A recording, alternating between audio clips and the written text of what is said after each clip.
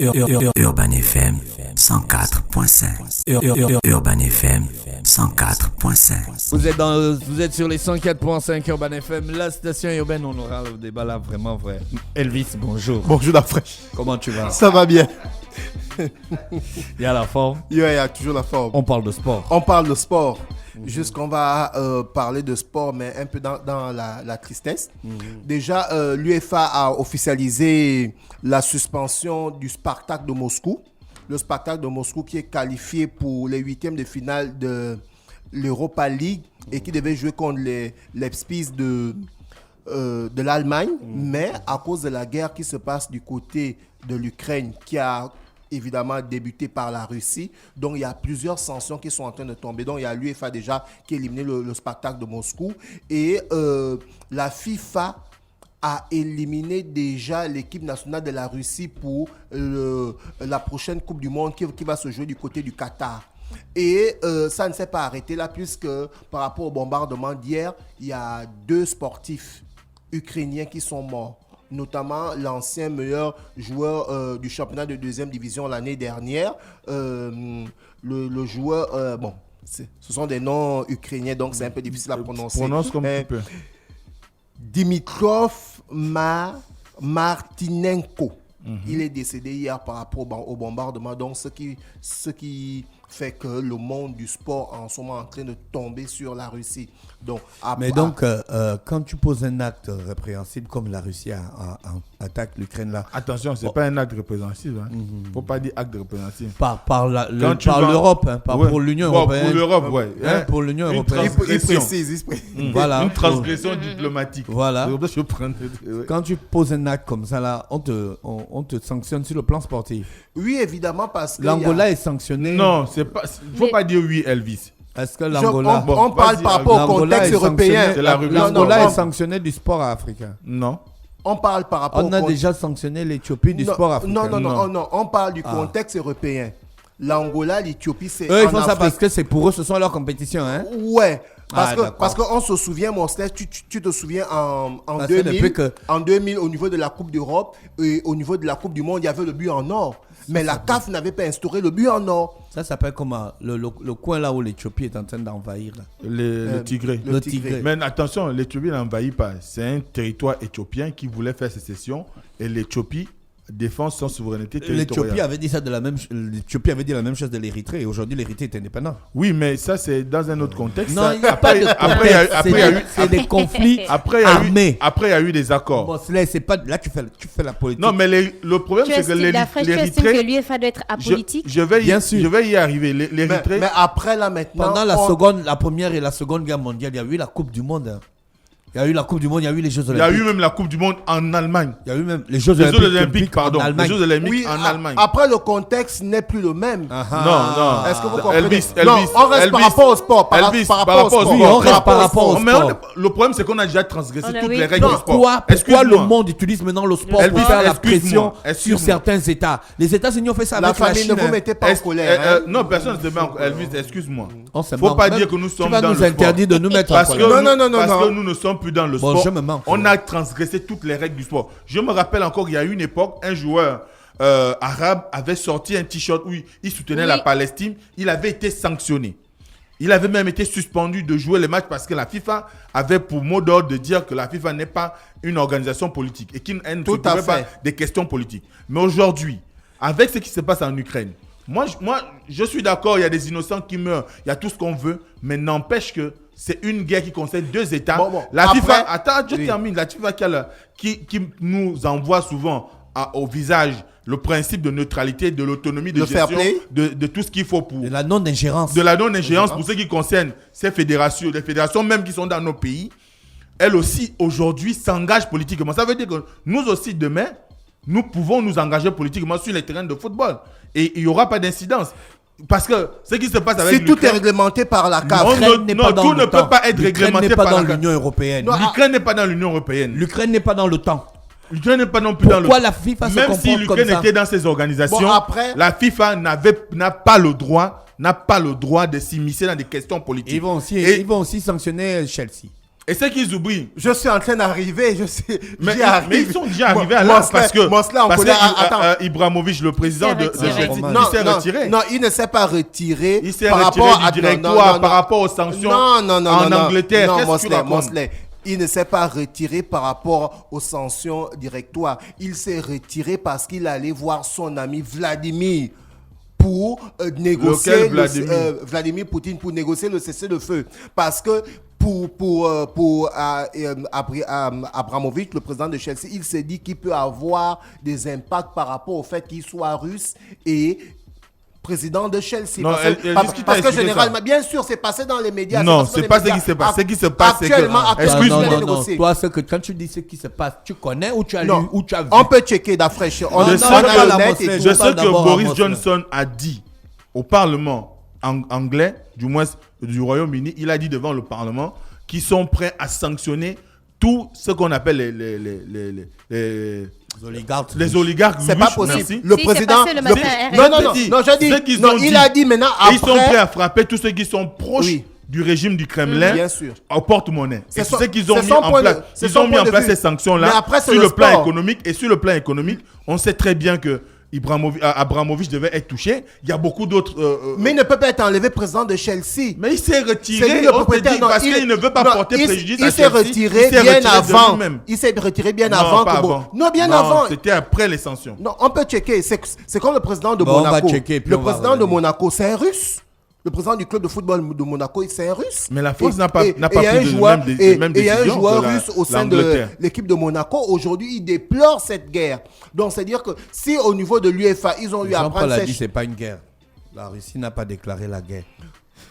Il a dit que pour déclarer la guerre, il faut qu'il dise clairement qu'on est en guerre contre la Russie. Ok, d'accord. Mais aujourd'hui... Il ne faut pas dire que c'est la guerre. Sinon, on peut venir t'arrêter ici. On va parler de conflit alors. C'est que la HAC a fait en réalité, formation aux journalistes. Non, ce que Dafesh dit aussi n'est pas faux parce qu'en réalité, la Russie est partie un peu sous le couvert de la protection des populations russophones de l'Ukraine parce qu'il estime que après il y a des morts Vladimir Poutine a avancé la question du génocide. Oui, mais dans le sport c'est inacceptable. On va rester dans le l'UEFA et la FIFA. C'est ton opinion. C'est pas mon opinion. Non, c'est ton opinion. C'est l'opinion de qui une autre personne est venue s'exprimer sur ça. Donc l'UEFA qui a suspendu le Spartak de Moscou. Déjà pour les éliminatoires de la Coupe du Monde, je l'ai parlé ici, la Russie devait jouer les playoffs face à la Pologne et la Suède. La Pologne et la Suède ont complètement dit clairement qu'ils ne vont plus jouer les barrages avec la Russie. Donc vous voyez que ce n'est pas seulement l'UEFA. Il y a aussi des pays qui vont se retrouver avec la Russie pour les playoffs qui décident qu'ils ne vont plus jouer contre la Russie par rapport à ce qui se passe du côté de l'Ukraine. Maintenant, les sanctions ne sont pas seulement arrêtées au niveau du football. La Coupe du Monde de volley devait se jouer du côté de Moscou. Ça a été suspendu. Au niveau de la fédération de basketball international, c'est la même chose. Donc c'est-à-dire qu'aujourd'hui, par rapport à ce qui se passe en Ukraine, le monde du sport est pratiquement touché.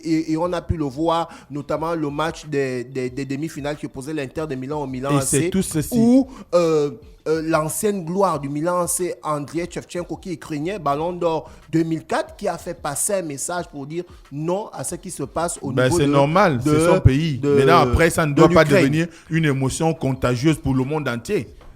Bon, c'est clair. Après, ça, ce sont tes opinions. Après, ça se passe au niveau de l'Europe. Et tu en as le droit d'en avoir. Parce que tous les pays qui sont en train de... Tu sais qu'il y a une différence entre l'opinion et l'organe. Oui, là, tu passes de l'opinion à l'organe. Ils oublient une chose. En ce moment, il y a une situation de racisme qui est en force en Ukraine en ce moment où on refuse aux Noirs d'embarquer dans des trains pour sortir de l'Ukraine. Là, tu passes des organes à l'esprit. Parce que nous, on est dans le sport, là.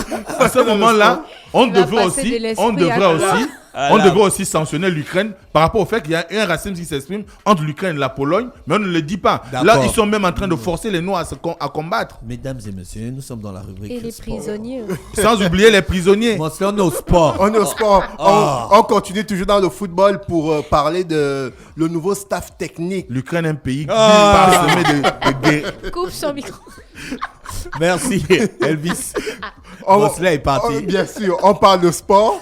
On reste toujours dans le football. Là, on va parler du nouveau staff technique des Lions indomptables. Donc, malgré que le Cameroun a occupé la 3e place à la CAN 2021 qui s'est jouée en 2022. La 3e place Oui, la 3e place. le Cameroun a occupé la 3e place.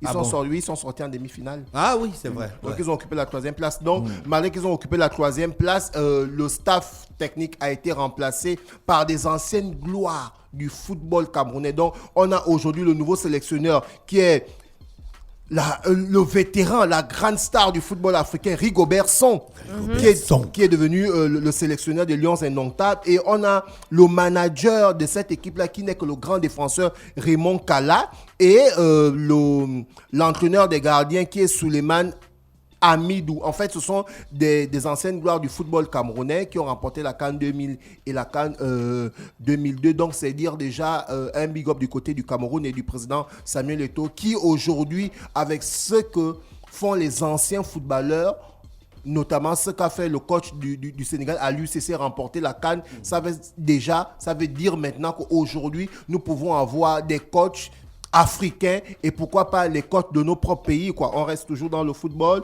pour parler cette fois-ci de Kylian Mbappé, qui est d'origine du Cameroun par son père et algérien de sa mère, mais qui est né en France, qui est le futur ballon d'or, du moins par rapport à ce que disent les mélomanes et les gens qui apprécient le football, notamment par rapport à ses performances, dont le Paris Saint-Germain qui a refait une autre offre, qui vient de faire une autre offre à Kylian Mbappé, un contrat de 2 ans avec un salaire de 50 millions d'euros. Et une prime de fidélité de 100 millions d'euros s'il reste. Donc, c'est normal qu'on lui fasse ce genre de proposition. Bien parce sûr. Que le Real va les battre. Il a 25 ans. Et il va rester dans un club qui ne joue que l'Europa League. Il est en forme. Bon, le Real va les battre, on ne sait pas, mais ce dont on sait déjà, c'est que le match aller, le Paris Saint-Germain a remporté 1-0 grâce à un but de Mbappé. Donc, c'est dire qu'aujourd'hui, il a moins de 25 ans. Il a remporté la Coupe du Monde avec la France en 2018 en Russie.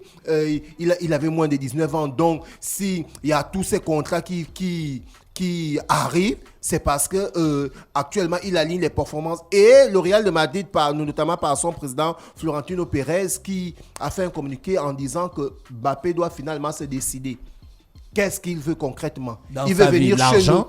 Il veut venir chez nous pour la gloire ou il veut rester à Paris pour l'argent. Et on comprend qu'au Real de Madrid, c'est la meilleure équipe du monde, le meilleur club du monde. Là-bas, c'est la gloire. Et de l'autre côté, on a le Paris Saint-Germain, les dirigeants qataris qui ont l'argent comme le sable. Est-ce que ce jeune joueur va choisir l'argent ou il va choisir une meilleure carrière? Le prochain match du PSG. Le prochain match du PSG, c'est dans 2 semaines contre le Real. Le prochain match du PSG contre le Real.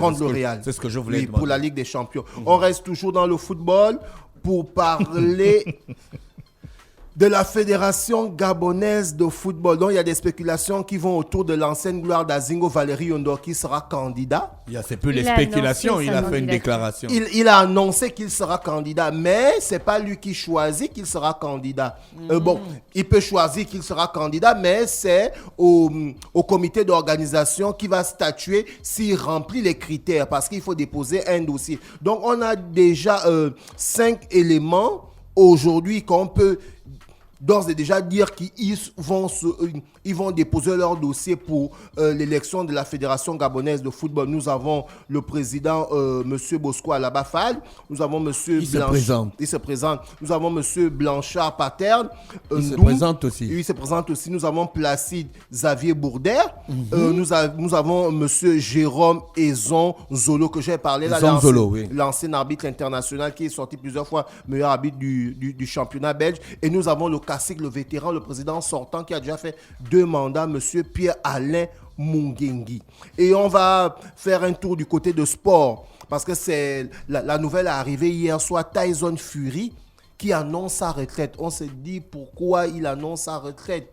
Lui qui aujourd'hui qui avait connu des moments difficiles, mais après il a battu l'Américain, l'Anglais. Lorsqu'on parle à ce gentissime boxeur anglais, on fait référence à Lennox Lewicki qui battait tous les jours Tyson. On s'est dit pourquoi il va prendre la retraite aujourd'hui, mais ce dont on sait, c'est qu'il a annoncé hier qu'il est en train de prendre sa retraite. Et on va faire rapidement un passage du côté de Nice qui a été qualifié pour la Coupe de France Nice qui a gagné 2-0 et on fait un big up à Nice. Pourquoi? Parce qu'on a notre compatriote Mario Lemina, oui, j'ai regardé le match hier. Qui est qualifié pour la finale de la Coupe de France. Le niveau est bas au championnat français. Bon, après, le championnat français est dans le top 5. Maintenant, après, il faut regarder la particularité des championnats. Le championnat de France est un championnat qui lance les joueurs. Le championnat français est dans le top 5 des championnats européens. Bien sûr. Donc, c'est parce que nous, nos championnats, là, on ne regarde pas ça bien. Ouais, on ne regarde pas ça bien. Le championnat de la RDC, c'est un autre niveau, mon frère. Voilà. Après, maintenant, c'est aux dirigeants des instances du football de leur pays d'amener les concepts par rapport à leur championnat. En RDC, ils ont... comme le tout-puissant Mazembe. Tu vois un peu le Darling Club Beauté Mapembe. C'est des grands clubs en fait. Chanté Koto. Non, là c'est au Ghana, le grand. Là c'est au Ghana. Donc du coup, c'est à nos dirigeants d'avoir une philosophie. Et là aujourd'hui, on peut le constater, ça fait 2 ans, il n'y a pas de championnat. Et il faudrait que le nouveau président qui sera élu amène une nouvelle vision. Parce que notre championnat actuellement, il n'y a rien. Qu'est-ce qu'il va faire? Est-ce que quand le championnat va reprendre, ce sera la formation pour préparer les générations futures au niveau du sport, au niveau de l'équipe nationale de football? Parce que c'est aussi comme ça au basketball, c'est aussi comme ça au handball et dans d'autres sports. Donc, on a une génération aujourd'hui des anciens sportifs qui doivent aussi prendre la relève, qui doivent se mettre au travail. Je venais de le souligner avec notamment Rigobertson, qui est devenu coach du Cameroun, Aliou Cissé, l'ancien capitaine des Lions de la Teranga, qui a joué le Mondial 2002, qui vient de remporter le Mondial 2022, la Coupe d'Afrique, qui vient de remporter la Coupe d'Afrique 2022. Donc, c'est à nos gares maintenant, nos dirigeants, de pouvoir venir d'apporter une vision et de mettre ça sur le plan pratique, parce que c'est bien de venir dire ceci, cela. Maintenant, après, derrière, il faut que tout puisse être suivi, en fait. Et on parle aussi de ça par rapport à la Fédération gabonaise de basketball qui est gérée par Willy Konrad Soko. Est-ce qu'aujourd'hui, le basket gabonais va bien? Non. On a pu voir comment ça n'existe même pas. Il n'y a pas les matchs, il n'y a pas les compétitions, rien. Il a gagné la fédération au mauvais moment. Au mauvais moment, bien sûr. Mais maintenant, est-ce que c'est un président incompétent? Non, on ne peut pas dire que c'est un président incompétent, parce que le sport c'est un arrêté ministériel qui a interdit la pratique du sport gabonais. Et je ne vais pas aller un peu plus loin, mais dire ce qui s'est dit dans d'autres médias. Par exemple, il y a une information qui a circulé à Canal+, où les gars disaient que le Gabon est compétent. Le Gabon, depuis pratiquement 2 ans, n'arrive pas à organiser des championnats. C'est pas du tout normal, parce qu'aujourd'hui, on arrive à gérer la pandémie du Covid qui avait eu à faire en sorte qu'on puisse arrêter les championnats l'année dernière en mars 2020. Aujourd'hui, on est en mars 2022. Pourquoi les championnats n'arrivent pas à reprendre au Gabon? Donc, voilà pourquoi je te demande si le président de la Fédération gabonaise de basket non, il n'est pas serait-il incompétent? Non, il n'est pas incompétent, parce qu'actuellement, il ne peut pas violer la loi. Parce que s'il viole la loi, il y aura quoi derrière? Il peut avoir des sanctions. Par contre, est-ce qu'aujourd'hui, ces différents présidents sont habilités à organiser des petits tournois de mise en jambe? Est-ce que c'est du ressort de la FEGAFOOT, des fédérations d'organiser des tournois? Non, mais maintenant, après, par rapport à la période, il faut s'adapter, en fait. Là, il n'y a pas de championnat. Bon. On a des sportifs qui sont à la maison. On a des juniors, des cadets. Est-ce qu'ils sont quand même des sportifs? 1 an à la maison, 2 ans à la maison. 2 ans. Tu n'es plus un sportif. 1 an et demi à la maison. 726 ou 730 tu es un sportif retraité. On fait comment? La CAF a déjà suspendu les équipes gabonaises. Est-ce que le président de la Fédération gabonaise de basket, vu la situation, il ne peut pas dire que bon, comme il n'y a rien, je démissionne, je laisse la fédération comme ça? C'est la question qui reste posée, mais il ne peut pas démissionner parce qu'il a été élu par des associations. Donc quand on est élu, on ne démissionne pas. Non, mais c'est pas ça, c'est l'esprit du monde. Non, après, Elvis a dit un truc important. C'est pas de sa faute, en fait. C'est pas de sa faute. C'est pas dit que c'est sa faute. J'ai dit que, mais comme la situation est comme ça et qu'elle perdure, il peut dire que non, bon, il a été comme j'ai gagné et puis il n'y a rien. Maintenant, il peut y avoir... Je laisse. Tu as quand même raison d'un côté. Peut-être les présidents de fédération peuvent quand même essayer de mettre la pression sur le ministère et le gouvernement pour dire on ne peut pas continuer dans cette situation. Il faudrait... on n'a pas l'impression, parce qu'aucun n'est sorti dans la presse. Tu es parti en mariage. La femme a eu un problème. Elle est décédée. Tu insistes le mariage comment? Mon frère, abandonne. Tu n'as plus le mariage. Mais il y avait une tradition qui disait on te donnait la sœur de la femme. On va te donner la sœur de la fédération. Après aujourd'hui, on a la situation de l'équipe nationale de foot où on a beaucoup de joueurs gabonais qui évoluent à l'étranger. Ce qui fait qu'on a pu participer à la CAN qui se joue au Cameroun, rien qu'avec des joueurs qui jouent à l'étranger. Donc si le président de la fédération gabonaise de basketball démissionne, en temps, il a été élu pour un mandat. Donc, on va dire qu'il n'aura pas travaillé parce que le mandat est déjà en train de s'écouler. Oui, c'est vrai. Le mandat, c'est combien? 2 ans, non? Il a été élu l'année dernière. 4 ans. C'est 4 ans. Je pense que c'est 4 ans. Il a été élu l'année dernière. Il est juste à sa première année. Maintenant, c'est au président des... La situation là peut durer 4 ans, mon frère. Comme elle peut finir demain. On est maintenant à moins d'un comme elle peut finir demain parce que cas par jour. Comme elle peut finir demain parce qu'il y a le ministère de la Jeunesse des Sports qui va organiser les états généraux de l'ensemble du sport gabonais d'ici mai. Donc on pense en griffe que peut-être ça va. Non, puisqu'on on ne peut pas affirmer les états généraux. Qui a dit ça? Non, c'est la nouvelle là, c'est sorti. Merci Elvis qui est avec nous sur les 185 Urban FM, la station urbaine dans le DAF. Pour essayer de structurer. Dans quelques minutes, on va se retrouver avec René Ruth pour le versus du jour.